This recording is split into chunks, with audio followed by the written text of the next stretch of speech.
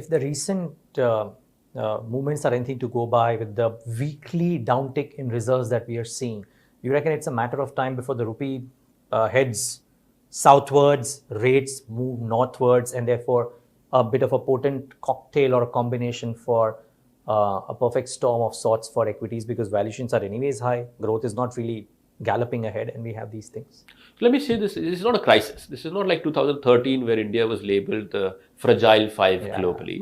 There is still a reasonable amount of reserve available. This is a scenario in the event that our current account deficit remains as negative it is because of global uncertainties for the next 2, 3, 4 quarters, then a review of RBI policy may be warranted. So it is in combination, like you say, with valuations, this is something that we need to keep in our head.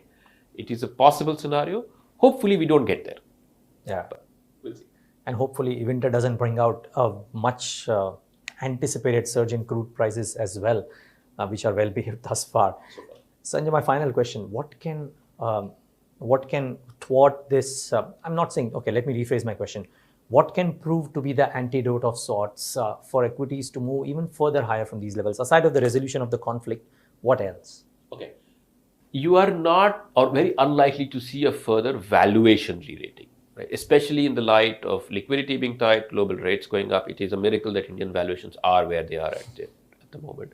So the only hope for us is to start to see stronger earnings growth. Now, there are the preconditions for this to happen, because while the government is spending, corporates are not. Balance sheets are the cleanest they've been in many, many years. India's household is also relatively under-levered. If you start to see this nascent credit cycle sustain, and there are many reasons to be a little wary of it, but if this credit cycle sustains, you start to see corporate expenditure and household expenditure kick in.